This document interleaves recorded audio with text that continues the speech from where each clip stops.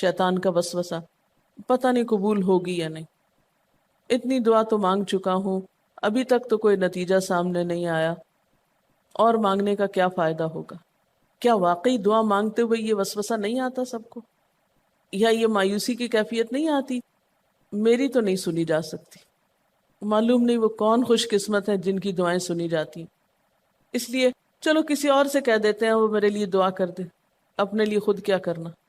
تو شیطان ہمیشہ دعا مانگنے کے عمل میں رخنا ڈالتا ہے، خلل پیدا کرتا ہے، کیونکہ دعا ایک ایسا عمل ہے جو اللہ اور بندے کے درمیان ایک محبت کا تعلق پیدا کرتا ہے، ایک اپنائیت کا تعلق پیدا کرتا ہے، ایک تقرب کا تعلق پیدا کرتا ہے۔ جب انسان اپنے رب سے مانگتا ہے تو اس کا احسان مند ہوتا ہے، اس کے قریب آ جاتا ہے، اور مانگتا انسان کس سے ہے؟ جس پر مان ہوتا ہے، جس پر یہ یقین ہوتا ہے کہ وہ دے گا، جس پر اعتماد ہوتا ہے کہ وہ میرا بہت خیر خواہ ہے، میرا بھلا کرنے والا ہے۔ انسان ہر ایک سے نہیں مانگ سکتا، ہر ایک کے سامنے اپنی ضرورت نہیں رکھ سکتا۔ تو اگر دیکھا جائے تو ایک اللہ کی ذات ایسی ہے کہ جس سے یہ ساری توقعات پوری ہو سکتی، اللہ کے سوا کوئی نہیں کہ جو انسان کے ساتھ ایسا معاملہ کر سکے۔ اس لیے تمہارا رب کہتا ہے کہ مجھ سے مانگو، اس کو پسند ہے بندوں کا مانگنا۔ اچھا، یہ جو دعا ہے اس میں صرف کسی چیز کا براہ راست نام لے کر مانگنا ہی شامل نہیں، یعنی مانگنے کے طریقوں میں صرف ایسا ہی نہیں کہ ہم کہ یا اللہ فلاں چیز مجھ کو دے دے۔ اس کے کئی انداز ہو سکتے ہیں۔ ایک تو یہی براہ راست کسی خاص چیز کا سوال کرنا، یہ بھی بہت اچھا ہے۔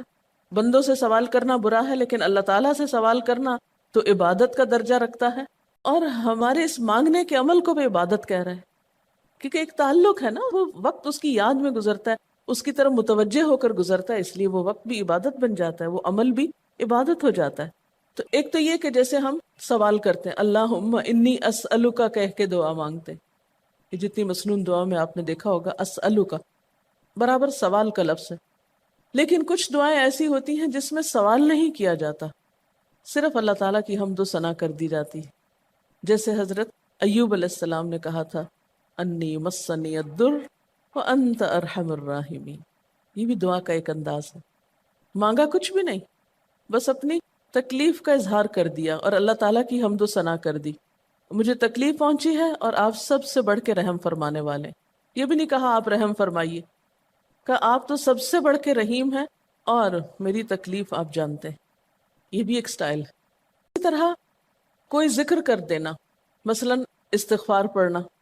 اب استغفار پڑھنے والے کے لیے کتنی خوشخبریاں ہیں کہ اس کا ہر مسئلہ آسان ہو سکتا ہے اس کی وجہ سے۔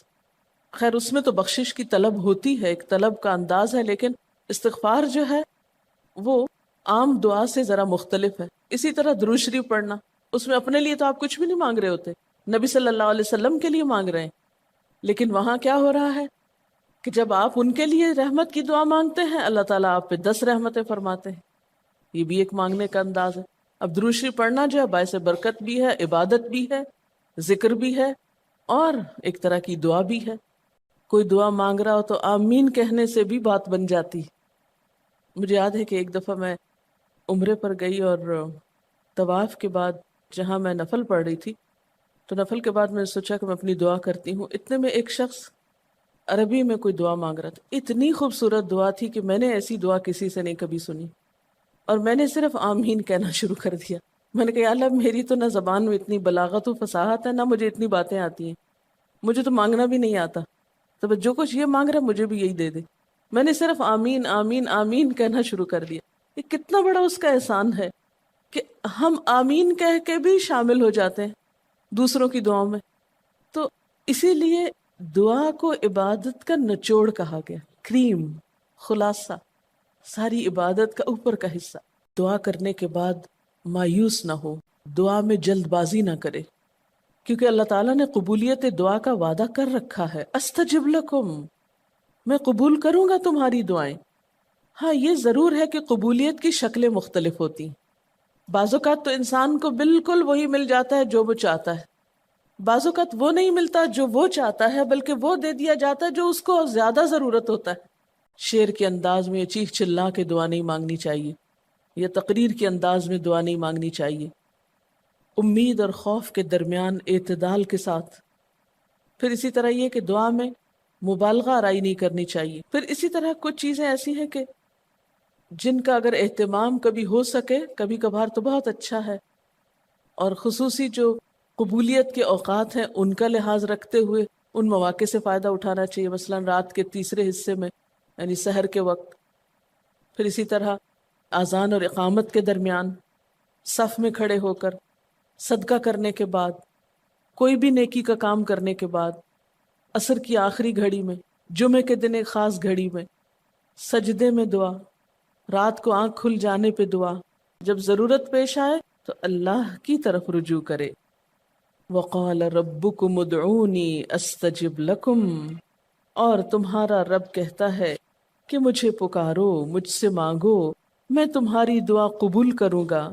ان الذین یستکبرون عن عبادتی، بے شک وہ لوگ جو میری عبادت یعنی دعا سے تکبر کرتے ہیں، یعنی مجھ سے تکبر کی بنا پر نہیں مانگتے، جیسا کہ حدیث میں بھی آتا ہے من لم یسأل اللہ یغضب علیہ، جو اللہ سے نہیں مانگتا اللہ اس پہ غضبناک ہوتا ہے، یعنی جو دعا نہیں کرتا اللہ تعالیٰ اس سے ناراض ہوتا ہے، کیونکہ وہ تو بے تعلق ہو گیا نا اپنے رب سے نہ مانگ کر، اور خصوصاً تکبر کی وجہ سے۔